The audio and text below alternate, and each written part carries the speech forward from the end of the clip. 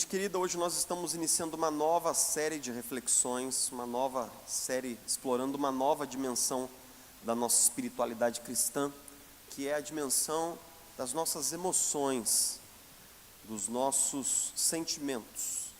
E nós vamos ler um texto bíblico hoje que é bastante conhecido, mas que por causa até do próprio tecido do texto, nós vamos ler ali Juízes capítulo 16.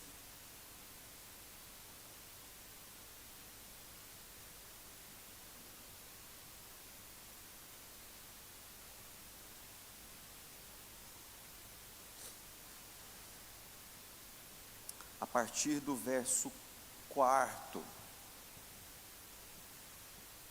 Juízes 16, verso 4.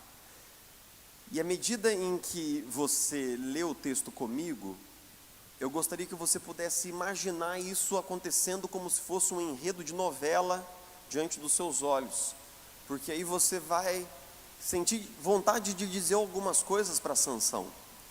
Você vai ter o ímpeto quase que de entrar na história, de entrar na narrativa, e de dar assim uma chacoalhada de corpo em Sansão, quando o texto diz assim: depois dessas coisas, ele, Sansão, apaixonou-se por uma mulher do vale de Soreque, chamada Dalila.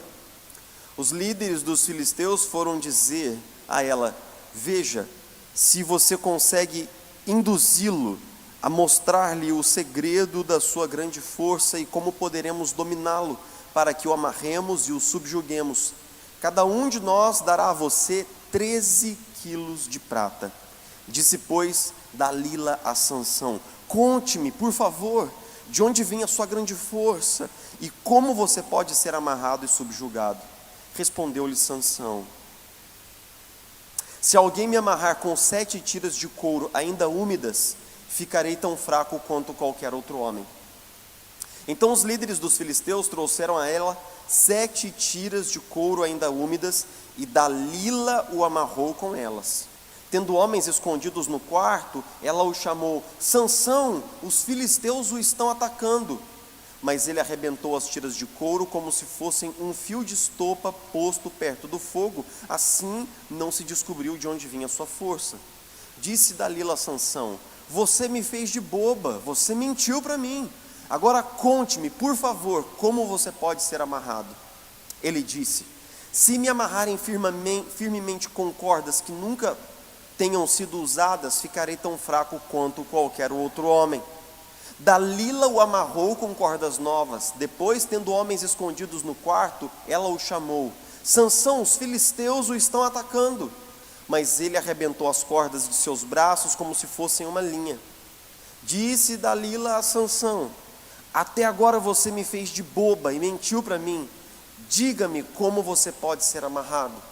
Ele respondeu: se você tecer num pano as 7 tranças da minha cabeça e o prender com uma lançadeira, ficarei tão fraco quanto qualquer outro homem. Assim, enquanto ele dormia, Dalila teceu as 7 tranças da sua cabeça num pano e o prendeu com a lançadeira. Novamente ela o chamou: Sansão, os filisteus o estão atacando. Ele despertou do sono e arrancou a lançadeira e o tear com os fios. Então ela lhe disse: como você pode dizer que me ama se não confia em mim? Esta é a 3ª vez que você me fez de boba e não contou o segredo da sua grande força. Importunando-o o tempo todo, ela o cansava dia após dia, ficando ele a ponto de morrer. Por isso ele lhe contou o segredo. Jamais se passou navalha em minha cabeça, disse ele, pois sou nazireu desde o ventre materno. Se fosse rapado o cabelo da minha cabeça, a minha força se afastaria de mim e eu ficaria tão fraco quanto qualquer outro homem. Quando Dalila viu que Sansão lhe tinha contado todo o segredo, enviou esta mensagem aos líderes dos filisteus: subam mais uma vez, pois ele me contou todo o segredo. Os líderes dos filisteus voltaram a ela levando a prata.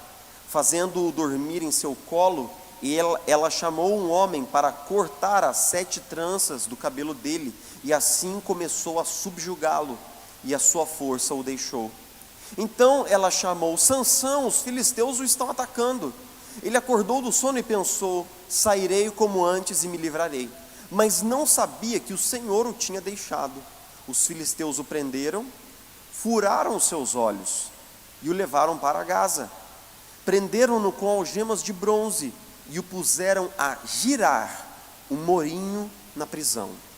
Puseram-no a girar um moinho na prisão. Você e eu nos maravilhamos diante de um deslumbrante pôr do sol. Nosso coração se enche de um maravilhamento, de uma emoção, de um sentimento.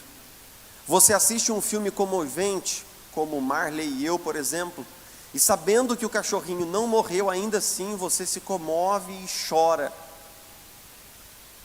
Uma explosão de alegria acontece no seu coração quando a seleção faz um gol no último minuto e ganha um título. Coisa que poucos da nossa geração mais nova viram, mas que os que estão aqui há mais tempo sabem o que é essa explosão de alegria. Eu me lembro em 1994, quando era criança, 10 anos de idade, Brasil no final da Copa do Mundo, Roberto Baggio chutou aquela bola lá na lua. Cara, os vizinhos se abraçavam como se nós fôssemos os melhores amigos do mundo, uma alegria tomou conta das pessoas que estavam assistindo o jogo, uma explosão de emoção. A tristeza que nós sentimos com as cenas das famílias refugiadas, enlutadas e destroçadas pela guerra na Ucrânia. A nossa capacidade de empatizar, de sentir a dor do outro, de chorar com essas pessoas. Toda a ternura, maravilhamento e desejo da paixão. Você consegue se recobrar os primeiros dias que você se apaixonou pelo seu cônjuge, pela sua namorada, pelo seu namorado? É aquela coisa assim, parece que a razão sai da cabeça, né? Parece que o juízo salta para fora da casinha. E nós somos tomados de uma série de sentimentos, de emoções muito fortes. Nós somos seres sentimentais e emocionais. Essa é uma capacidade muito complexa do ser humano, muito refinada. Existe um nível de sofisticação, existe um nível de refinamento, de complexidade nas nossas emoções que nós mal conseguimos explicar. É difícil de mencionar, por exemplo, quando você assiste uma notícia triste na televisão e aquela notícia entra dentro de você e você vive aquilo como se aquela casa que estivesse sendo levada pela enxurrada fosse a sua mesma, ou como se aquela criança que está sendo sepultada fosse seu filho. Mas aquilo gera uma dor aqui dentro de nós, e nós sentimos isso. As emoções são parte genuína da nossa experiência humana. Nós poderemos dizer que aquilo que nos torna essencialmente humanos são não só nossa capacidade cognitiva, racional, de criar conceitos e de lidar com conceitos complexos, mas nossa capacidade emocional, que nós não vemos nos outros bichinhos da criação. É um aspecto do próprio Deus que foi colocado sobre nós. Durante boa parte da Idade Média, a ideia, o conceito, a visão de Deus era de um Deus impassível. Isso se deu por conta da influência socrático-platônica no pensamento cristão. E boa parte dos cristãos que nos antecederam, eles viam um Deus que era todo racional, mas um Deus que não tinha sentimentos, porque os sentimentos eram vistos como uma fraqueza do ser humano. Mas nós sabemos, porque lemos a Bíblia, que Deus, o nosso Deus da Escritura, é um Deus rico emocionalmente. Ele chora, ele lamenta, ele se entristece, ele se alegra quando um pecador se converte, nos diz Jesus no Evangelho de Lucas. Ele se entristece com o nosso pecado. O Espírito Santo é entristecido pelo nosso pecado. Deus, o Deus da Escritura, é um Deus de muitos afetos, de muitas emoções. Tem um filme que já não é novo, com o fabuloso Christian Bale, lançado em 2003, que se chama Equilibrium. No filme Equilibrium, que não é um filme muito conhecido, mas que é um excelente filme, é um mundo pós-Terceira Guerra Mundial, e que as pessoas que estavam liderando aquela comunidade pós-Terceira Guerra Mundial identificaram que o problema que havia conduzido o ser humano à guerra não era outra coisa senão os sentimentos. E então eles começam a cercear e a criar uma nova humanidade que não tem um aspecto emocional e sentimental. As pessoas são apenas racionais. E tudo aquilo que pode evocar sentimentos, como a arte, por exemplo, deve ser combatido e exterminado. A literatura deve ser combatida e exterminada. Christian Bale interpreta uma espécie de um vigilante cuja função é exterminar todo resquício de arte que possa fazer as pessoas sentir alguma coisa, que possa fazer com que as pessoas sintam qualquer coisa, até o momento em que ele tem os primeiros sentimentos.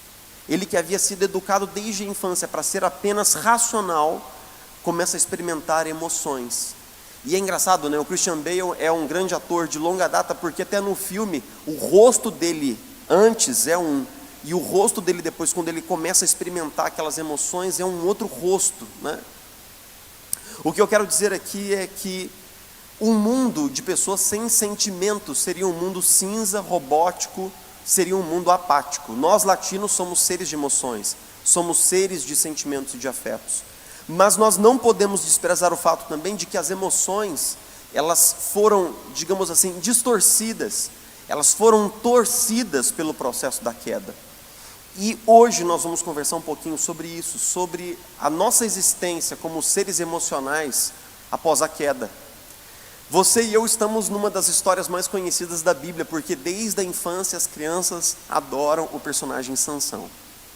Sansão nasce num tempo muito esquisito do povo de Deus, porque aquela geração de Moisés e Josué, uma geração vencedora, havia morrido, e agora não havia um líder central que fosse uma referência para o povo de Israel, e o texto mostra que essa falta de um líder de referência levou a uma erosão espiritual que fez com que o povo de Israel se curvasse diante dos ídolos dos povos vizinhos. Então, no livro de Juízes, que cobre 400 anos de história, nós temos 7 ciclos, onde o povo abandona Deus, serve os ídolos, são vencidos pelos seus inimigos, sofrem, se arrependem, clamam ao Senhor, e quando eles clamam ao Senhor, Deus levanta um libertador, que tinha a função de libertar o povo, mas tinha a função também de julgar algumas causas do povo, e por isso o nome do livro, Juízes.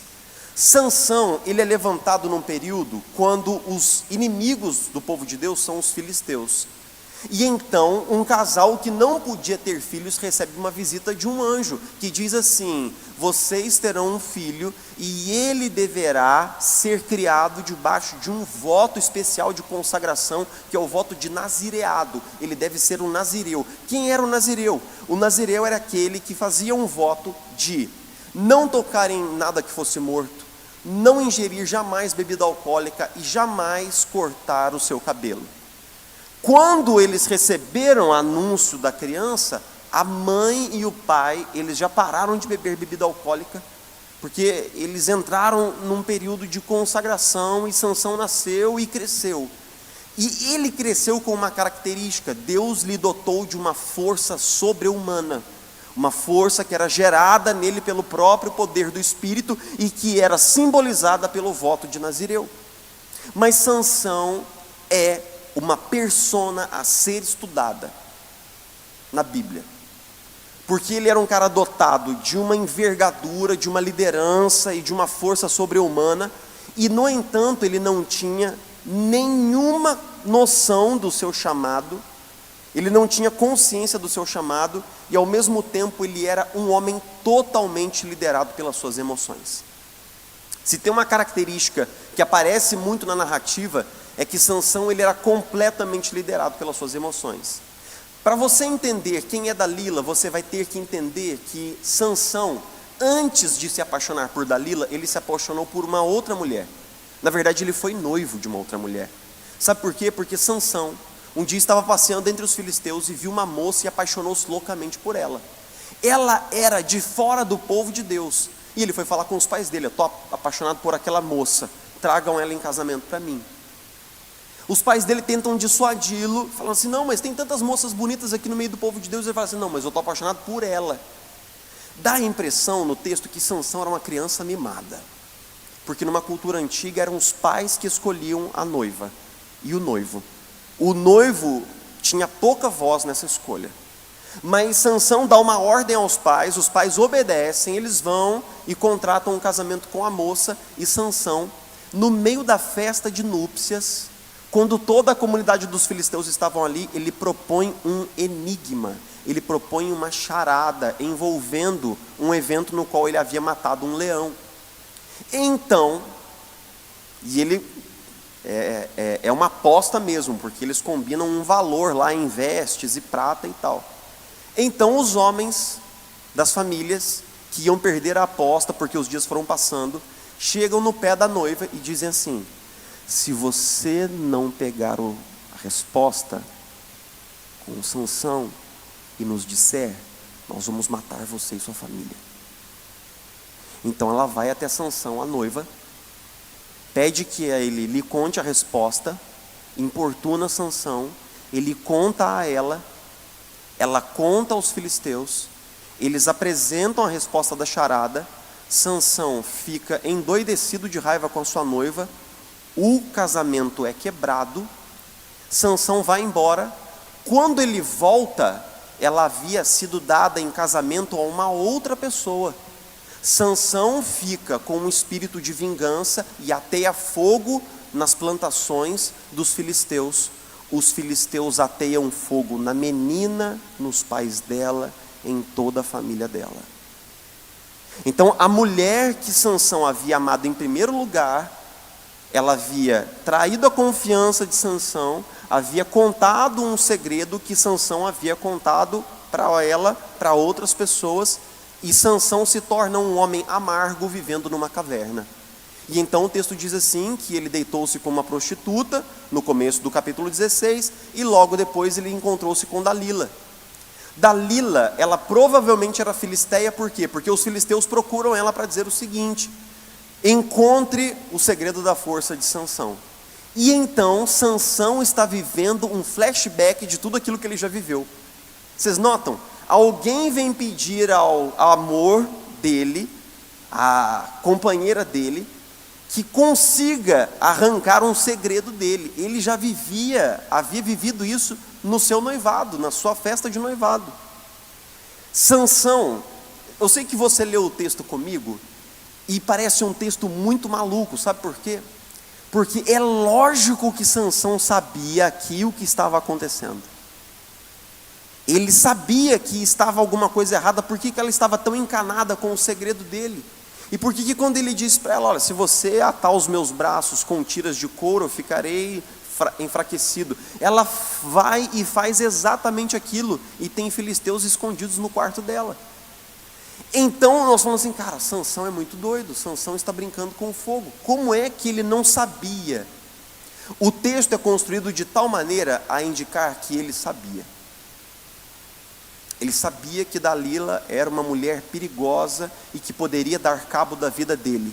Mas o aspecto racional de Sansão havia sido abafado e engolido pelas emoções de Sansão. Sansão é um homem fragmentado dentro de si mesmo. Ele é um homem que é liderado por aquilo que ele sente. Ele se apaixona por uma filisteia, ele casa com ela. Ele se apaixona por Dalila, ele fica com essa mulher perigosa, mesmo sabendo aqui que ela era perigosa, mas o coração dele estava envolvido. Sansão é um homem totalmente liderado por aquilo que ele sente. Ele é um homem comandado pelas suas emoções. Ele é um homem cuja razão foi abafada completamente pelo seu coração. É um homem que foi vencido pela sua própria emoção. Sansão está colocando sua vida em jogo. A decisão mais sábia seria romper com Dalila. Ele sabe disso, mas ele não consegue se desvencilhar daquela mulher. Sansão era um homem liderado pelo seu coração. Sansão era um homem que tinha emoções desordenadas que o direcionavam, o controlavam, e como resultado sua capacidade de raciocínio estava comprometida. Mas todos nós sabemos o que Sansão estava experimentando, não é verdade? Vamos falar bem aqui. Quando você e eu gostamos de alguma coisa, nós queremos muito alguma coisa, seja comprar alguma coisa, ou seja um relacionamento, ou seja uma experiência, uma viagem, nossa cabeça diz para nós, por exemplo, que o dinheiro não dá. bem racionalmente você fala assim, cara, eu não consigo pagar isso não. Ou então você nota racionalmente que você vê os deslizes de caráter daquela pessoa com quem você está envolvido. Ou você, mas de alguma maneira você quer tanto aquilo que o nosso desejo, o nosso sentimento, ele vai torcendo a nossa percepção racional. De tal maneira que nós vamos maquilando a realidade para que nós possamos comprar aquilo que nós realmente queremos. Todos nós já vivemos isso em algum momento da nossa vida.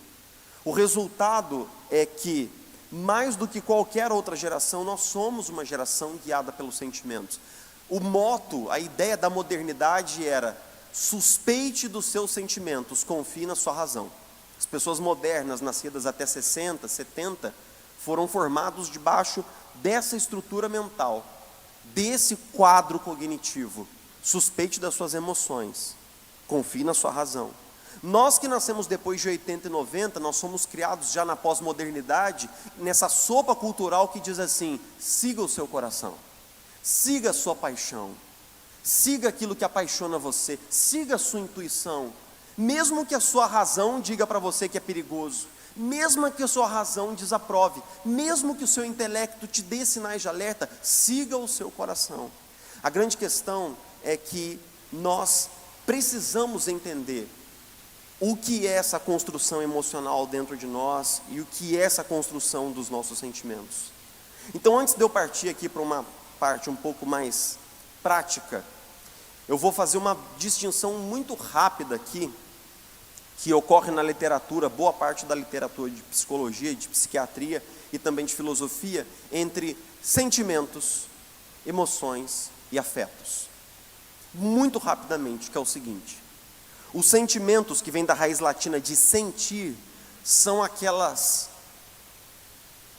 sensações, aquelas percepções que nós temos coletando da nossa realidade exterior, que são bem sensíveis, mas que não são muito duradouras. Por exemplo, quando você assiste um filme de suspense, daqueles bem feito mesmo, aqueles filmes assim, tipo Fred Krueger, que ele vem chegando com aquela luva, com aqueles dedos enormes assim, e tem uma criança, ou então tem alguém sempre no banho, não tem? E uma música assim tocando no fundo, você sente uma angústia, não sente? Um apertozinho no coração. Por exemplo, eu odeio filme de suspense, porque eu fico super envolvido, e eu sinto uma angústia tremenda, mas depois que a televisão desliga, aquela angústia foi embora. Aquela angústia passou com o filme, você desconecta-se da sua película e você volta para a realidade. Esses são sentimentos que são gerados em nós. Mas esses sentimentos podem adquirir um caráter um pouco mais duradouro, se tornando um campo das emoções. As emoções são respostas mais complexas, são respostas pessoais diante de uma experiência que envolve sempre pensamentos, crenças e julgamentos. Por exemplo, você pode se lembrar de uma cena da sua infância na qual sua avó fazia uma comidinha gostosa para você. E toda vez que você lembra disso, o seu coração se enternece um pouco. Essa emoção está num lugar mais profundo da sua alma, ela está num substrato mais arraigado, ela faz parte da sua construção como pessoa. É a sua emoção. Os sentimentos, eles tendem a ser mais voláteis, mas as nossas emoções, nosso mundo emocional, ele é formado de uma maneira mais lenta. E, portanto, as nossas emoções, elas perduram mais tempo.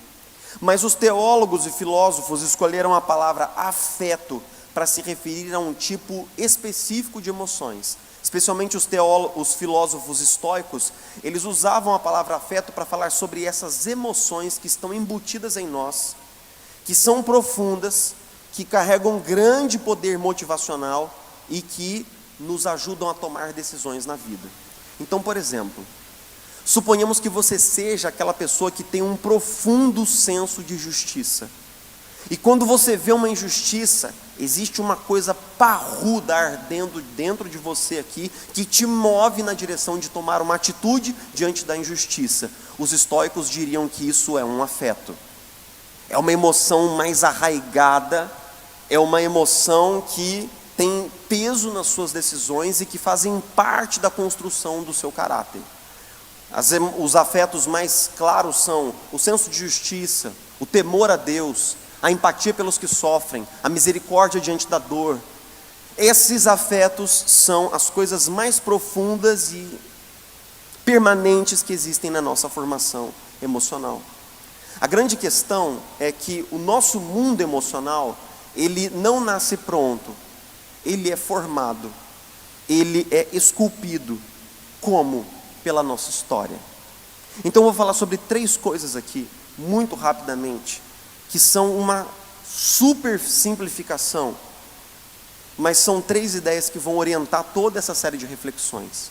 A primeira série é a seguinte: o nosso mundo interior é moldado pela nossa história. O seu mundo interior é moldado pela sua história. À medida em que nós vamos vivendo, nossa história vai esculpindo em nós algumas emoções, por meio das experiências que nós vivenciamos. Um exemplo: quando uma criança ela sofre uma experiência muito brutal de rejeição na sua infância, por parte do pai, da mãe, de ambos, ou de pessoas do seu mundo que são muito importantes, como os coleguinhas, essa experiência de rejeição gera naquela criança, naquele momento, vários sentimentos complexos. Por exemplo, falta de valor pessoal, de abandono, de solidão e de vergonha. Essa criança faz uma conta que é mais ou menos assim: eu devo realmente ser muito sem valor para que eu seja tratado desse jeito. E apesar do outro lhe ter tratado com injustiça, ela pode acumular no seu coraçãozinho uma culpa até, por não ser o bastante, por não ser o suficiente, por não ser tão boa. Essa emoção, ela pode ser tão agressiva e essa experiência pode ser tão profunda a ponto de marcar o coração dessa criança e de gerar ali uma emoção que vai caminhar com ela durante mais anos, talvez até a vida adulta. Ela pode marcar essa criança de uma forma vigorosa. Então o nosso mundo interior é moldado pela nossa história. Se você quiser entender as coisas que você sente e por que você sente, você e eu teremos que rebobinar a fita da nossa vida e pensar e lembrar.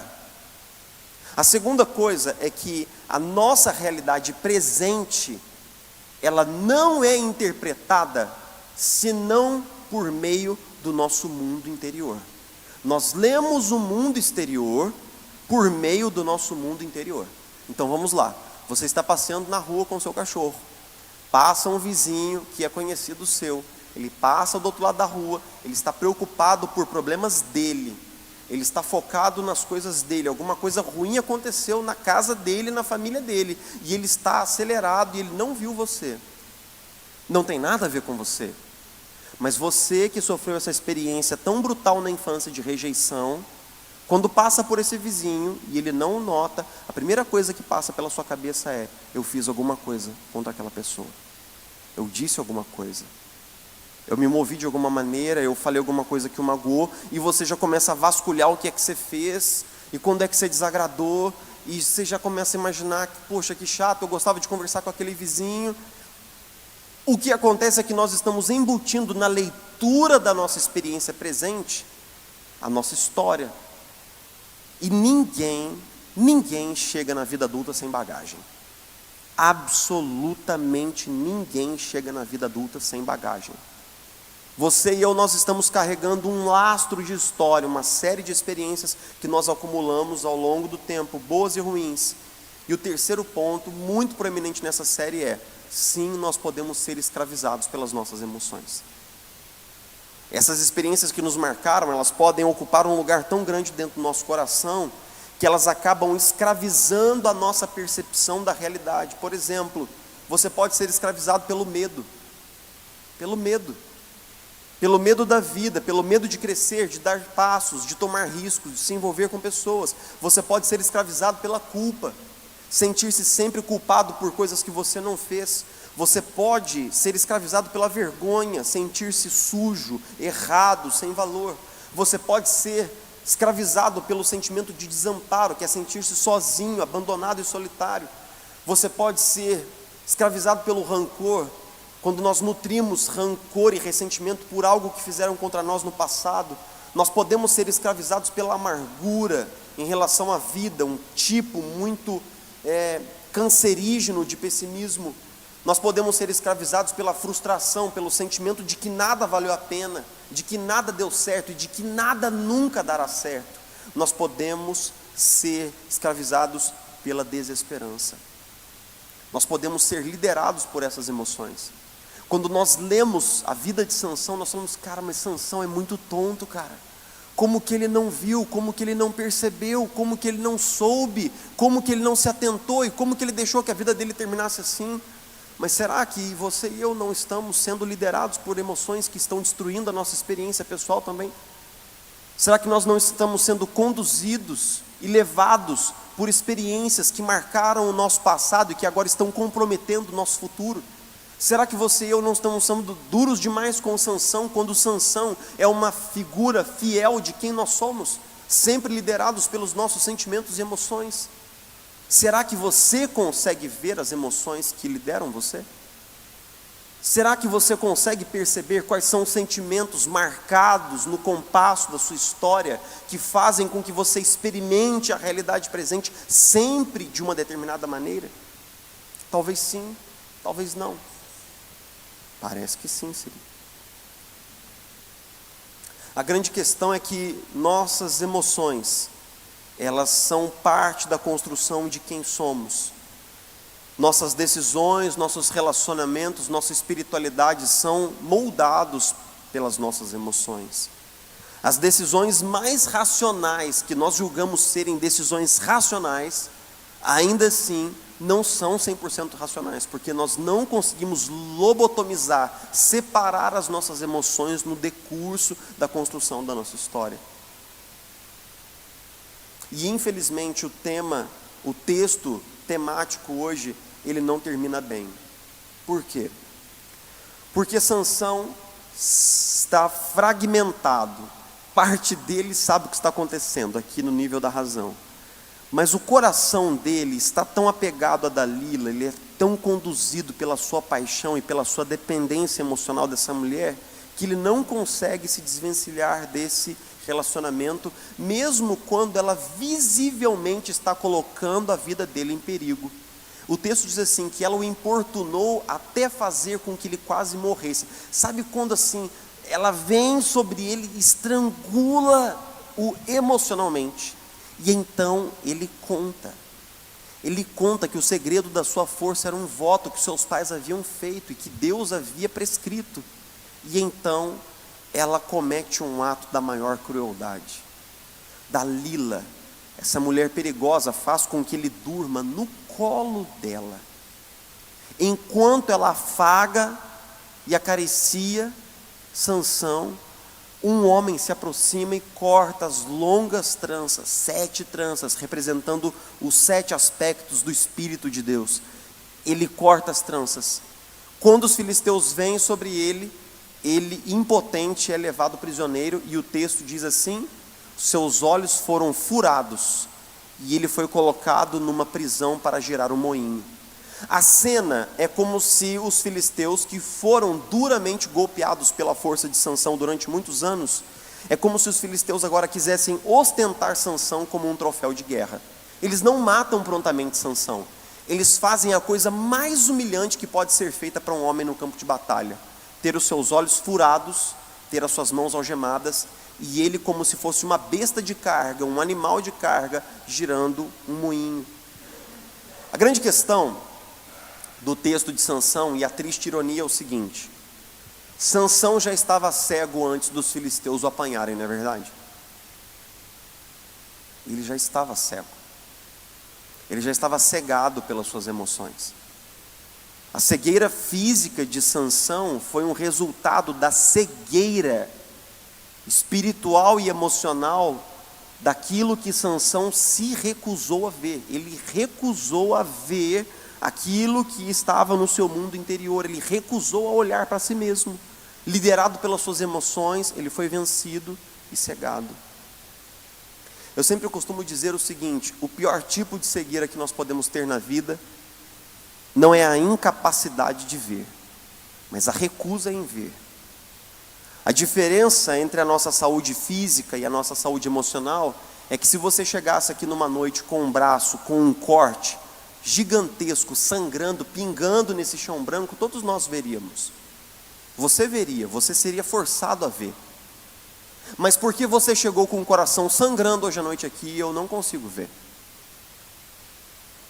Só você pode saber qual é o estado emocional que você traz para a nossa reunião aqui hoje à noite. Só você sabe quais as feridas que marcaram a sua história, quais abandonos, quantos traumas, quantas dores, quantas decepções. Só você sabe quantos relacionamentos partidos você traz até esse momento aqui. Eu não consigo saber. A única pessoa que pode ver é você mesmo. É engraçado que quando se trata da nossa saúde física, alguém pode falar assim, cara, eu estou achando que você não está bem. Mas quando se trata da nossa saúde emocional, é muito difícil essa percepção. E o principal responsável pela sua saúde emocional é só você mesmo. Só você pode olhar para dentro de você e verificar as coisas que estão no seu mundo interior. Mas nós ignoramos muitas vezes, nós nos recusamos a ver, assim como Sansão. Cegados estamos e cegados permanecemos. Por quê? Porque você e eu sabemos que para curar determinadas coisas nós teremos que aguentar certo grau de desconforto. Quando se fala de cura emocional, não tem como curar uma emoção, um coração que foi quebrado, sem que a gente chegue no ponto da ferida. E muitos de nós jogamos as questões da vida para debaixo do tapete, caminhamos tentando tapar o sol com a peneira, até o momento em que uma depressão para a nossa caminhada. Até o momento em que um colapso emocional se anuncia sobre nós, até o momento em que o nosso casamento ameaça ruir, até o momento em que a nossa carreira é comprometida, até o momento em que o nosso cônjuge sai de casa, até o momento em que nós perdemos um filho para o mundo, até o momento em que uma coisa drástica acontece.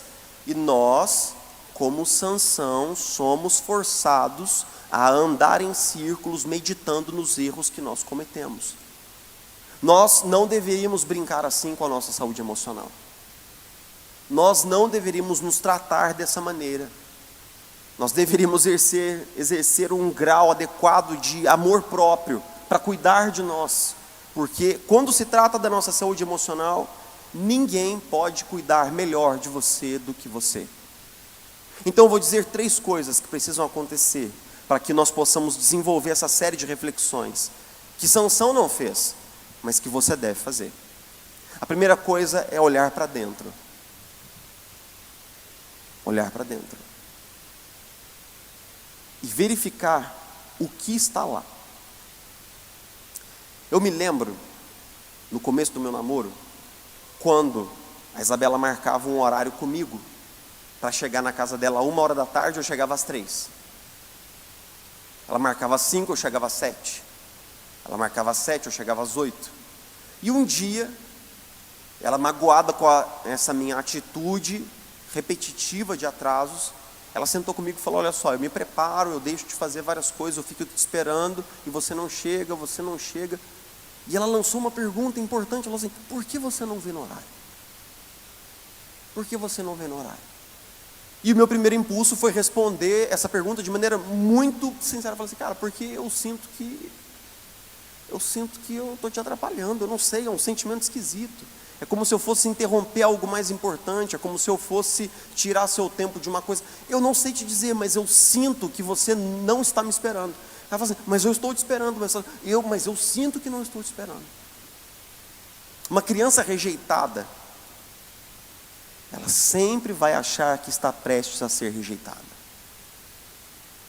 Uma criança que foi abandonada, ela sempre sente que a sua chegada interrompe algo de bom. E pela primeira vez eu vi um pouco mais de clareza tudo aquilo que as minhas rejeições parentais geraram em mim. Eu vi, olhei para dentro e vi uma coisa feia, uma ferida suja, já inflamada, infeccionada, sem curativos há muito tempo, que eu nunca vi. Para você e eu avançarmos, você terá de ter coragem, não seja covarde. Não seja covarde, seja homem, seja mulher de Deus, olhe para dentro. Não é tão difícil assim. Nós não precisamos fazer uma faculdade de psicologia. Você não precisa ter anos de prática pastoral. Não, só olhe para dentro. Qual é a sua história? O que você viveu até aqui? Como essas coisas te marcaram? Como essas coisas continuam vivas dentro de você? E como elas continuam agora determinando um futuro que talvez não seja o melhor futuro para você? Tenha coragem, olhe para dentro. Em segundo lugar, faça perguntas. Porque depois que eu verifico em mim determinada emoção muito presente, eu começo a fazer, cara, mas por que eu me sinto assim? Por que eu me sinto dessa maneira? Por que eu sinto que eu não tenho valor para as pessoas? Por que eu sinto que eu sou um incômodo na vida das pessoas? Por que eu sinto assim o tempo todo, em todas as relações, no trabalho, no casamento, na família? Por que eu sinto isso tanto, o tempo todo? Ou por que eu não sinto determinada coisa? Bicho, se você está diante de uma criança em prantos diante de você, é lógico que os seus sentimentos deveriam ser engajados com empatia, com misericórdia, com compaixão. É o que se espera. Mas por que alguns sentimentos estão e outros que deveriam estar não estão dentro de nós? Faça perguntas. Faça perguntas. Pergunte para a sua história. Pergunte para aquilo que você viveu até aqui. Pergunte a si mesmo. E por fim, encare o processo. Deus tem cura emocional para você. Deus tem plenitude de vida para você. Deus quer curar você. Deus, o mesmo Jesus que andou na Galileia curando os mancos, curando os coxos, tem uma dimensão de cura para as nossas dimensões, para as nossas emoções, para os nossos afetos. Sansão era um libertador, mas que acabou escravizado pelas suas emoções e que no final das contas acabou escravizado pelos filisteus. Note que grande ironia. Ele era uma pessoa que deveria trazer liberdade. No final das contas ele morreu sem liberdade. Mas todos os libertadores imperfeitos e humanos apontam para um libertador que viria no futuro. Quando Isaías olha para esse libertador que virá no futuro, ele diz assim: o Espírito do Senhor está sobre mim, porque o Senhor me ungiu para levar boas notícias aos pobres. Ele me enviou para cuidar dos que estão com o coração ferido, anunciar liberdade aos cativos e libertação das trevas aos prisioneiros.